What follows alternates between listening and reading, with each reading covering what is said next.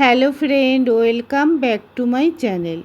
আজকেও একটা গল্প নিয়ে চলে এসেছি। ছোট্ট একটা গল্প, সম্পূর্ণ গল্প শোনার অনুরোধ রইল। গল্পের নাম যেমন কর্ম তেমন ফল। গল্পটা শুরু করা যাক। একদিন এক ঈগল পাখির সঙ্গে হঠাৎ এক শেয়ালির সাক্ষাৎ হলো। প্রথম দর্শনেই তাদের উভয়কে ভালো লেগে গেল। তাই দুজনের মধ্যে বন্ধুত্ব হয়ে গেল।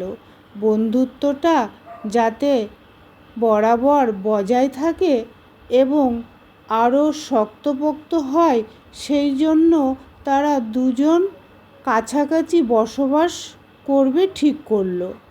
প্রকাণ্ড একটি গাছের মাথায় ঈগল বাসা বানিয়েছে। সেখানে তার ডিম পাড়ল আর শেয়ালি ওই গাছের নিচেই আর তার আস্তানা করল এবং এক সময় সেখানেই তার বাচ্চা হলো। তারপর বেশ কিছুদিন কেটে গেল। শেয়ালি একদিন খাবারের খোঁজে বাইরে গেছিল আর ঈগল সেই সময় বড্ড খিদে পেয়ে গেছিল শিয়ালের। কোথায় যাবে সে খাবারের খোঁজে?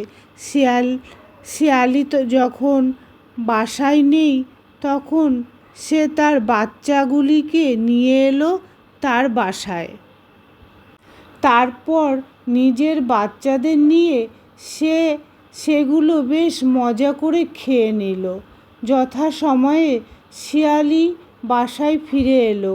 এসে দেখে তার বাচ্চাগুলো নেই।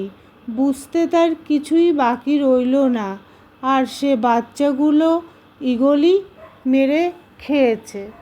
বাচ্চা হারানোর শোকে ভীষণ উতলা হয়ে উঠল আর প্রতিশোধ নেওয়ার চিন্তা করতে লাগলো ঈগলের এই দুষ্কর্মের বিশ্বাসঘাততার শাস্তি কিভাবে দেওয়া যায়। শেয়ালি মাটির ওপরের প্রাণী, মাটিতেই তার চলাফেরা, মাটি ছেড়ে উঠতে পারে না। এটাই একটা পাখিকে সে কিভাবে জব্দ করবে, এটাই ভাবতে লাগলো। সকালের অত্যাচারে দুর্বল যখন তার কিছুই করতে পারে না, এখন তাকে শুধু অভিশাপ দিয়েই মনের জ্বালা মেটাতে লাগলো। শিয়ালি তাই করতে লাগলো। কি আর করবে শিয়ালি, আর সে তো চলতে পারে না। বাচ্চা হারিয়ে ফেলে মনে খুব কষ্ট। তবুও প্রতিশোধ নেবে কি করে সেটাই ভাবতে লাগলো। কিন্তু শিয়ালিকে বেশি দিন চিন্তামগ্ন হয়ে অপেক্ষা করতে হলো না। তাকে কোনো কিছু করতে হলো না। তার ঈগলের দুষ্কর্মের পাপের শাস্তি বিধাতা বুঝি নিজের হাতেই নিয়েছেন। কয়েকদিন পর সামনে একটা ক্ষেতে কয়েকজন লোক পাঁঠা বলি দিয়ে যজ্ঞ করতে এসেছিল। পাঁঠার মাংস রান্না করতে তারা কাঠ খড় দিয়ে আগুন জ্বালাচ্ছিল। আগুনের ফুলকি এদিক ওদিক ছিটকে পড়ছিল। ঈগল ভালো করে না দেখে শুনেই একটা ফুলকি চট করে জ্বলন্ত একটা ফুলকি উঠিয়ে ছোঁ মেরে তার বাসায় নিয়ে এলো। ভগবানের কাজ ভগবানই করেন। তখনই ধামাকার আওয়াজ শোনা গেল।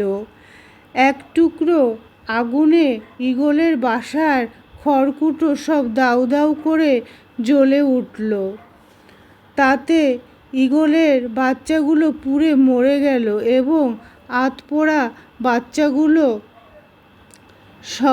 সমেত জ্বলন্ত বাসাটা খসে নিচে পড়ে গেল। শিয়ালি তাই দেখে ছুটে গিয়ে শত্রু ঈগলের আধপোড়া বাচ্চাগুলিকে চিবিয়ে চিবিয়ে খেয়ে ফেলল।